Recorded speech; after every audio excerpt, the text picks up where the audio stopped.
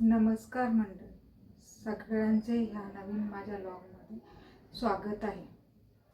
तर आज मी सांगणार आहे तुम्हाला काही स्किन रुटीन. थंडीच्या दिवसात महिलांना खूप प्रॉब्लेम येतात. ड्राय स्किन होणं, फंगल इन्फेक्शन वगैरे काय काय असे आजार होतात. तर त्यासाठी थंडीच्या दिवसामध्ये घ्यायची काळजी म्हणजे गरम पाणी यूज करायचं नाही आंघोळीसाठी, ही एक पहिली. दुसरी गोष्ट म्हणजे जास्त प्रमाणात पाणी पित नाही आपण थंडीच्या दिवसात, तर पाण्याचा इंटेक वाढवायचा. आणि रोज आपण थंडीचा वॉक करायला जायला कंटाळा करतो.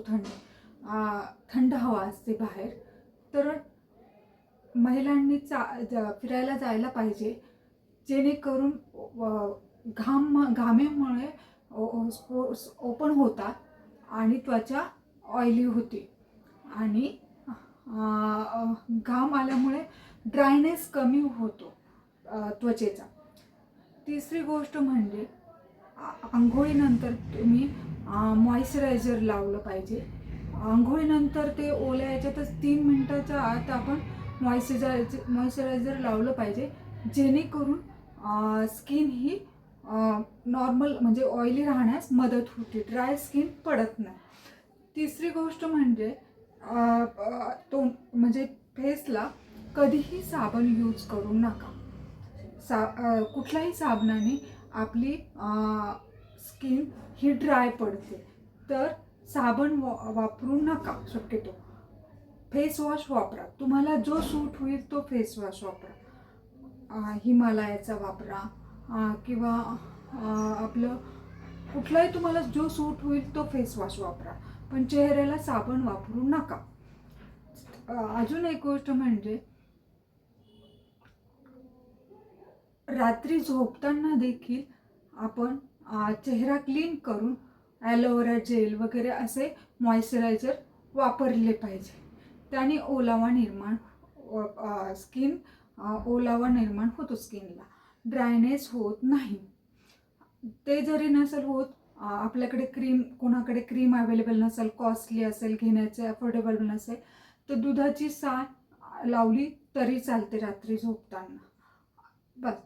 कुणाकडे बदामाचं तेल असेल, बदामाच्या तेलाने मॉलिश करा बॉडीची थंडीच्या दिवसांमध्ये.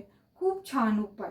म्हणजे ते सगळं तेल सोक करते आपली स्किन आणि आपले चेहरा म्हणजे स्किन मॉइश्चरायझर होते आणि व्यवस्थित हे होते, ऑइली राहते, ड्राय होत नाही.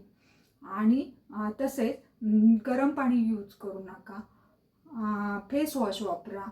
ह्या गोष्टी तुम्ही जरूर करा.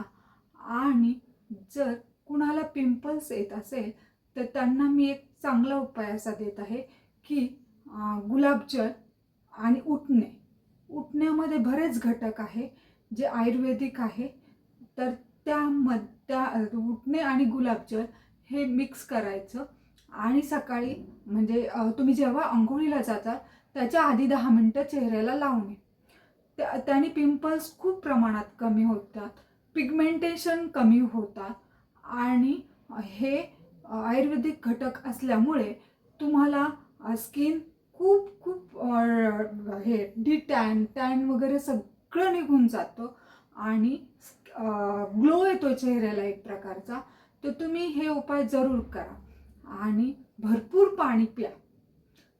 भरपूर चालायला टाळू नका आणि सॅलड जास्त प्रमाणात खा. Fruit salad. तुम्हाला स्मूदी येत असेल, बदाम, काजू, मनुके, अक्रोड आणि केळी घ्यायची 2 आणि ते सकाळी सकाळी हे करायचं, रात्री भिजवायचं हे सगळं आणि सकाळी ते मिक्सरला बारीक करून ती स्मूदी प्यायची. इतकं सुंदर म्हणजे स्किन राहते की बस. किंवा गाजराचा ज्यूस प्या सकाळी मॉर्निंगला, किंवा लिंबू पाणी प्या.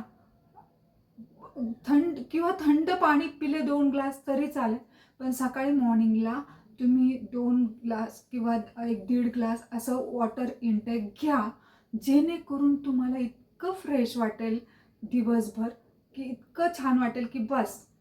त्यासाठी तुम्ही हे गोष्टी करा. आणि काय टाळायचं आहे तर चेहऱ्याला साबण लावणं आणि मुलतानी मातीने एकदम ड्राय स्किन पडते चेहऱ्याची. तर मुलतानी माती ज्यांची ड्राय स्किन पडते त्यांनी थोडंसं टाळा. आणि पाणी प्या, उन्हात जाऊ नका. जास्त म्हणजे उन्हात जा, व्हिटॅमिन डी पण मिळालं पाहिजे, पण जास्त उन्हात जाऊ नका. जी उन्हात बसतात थंडीच्या दिवसात लोक, खूप असं स्किन ड्राय होते त्याने. तर थोडं प्रमाण म्हणजे कमी करा. आणि मॉइश्चरायझर अप्लाय करायचा सकाळी आंघोळीनंतर. ह्या गोष्टी करा. आणि मी माझा इथे व्हिडिओ थांबवते. काही प्रॉब्लेम असेल तर मला कमेंट्स करा. Thank you so much.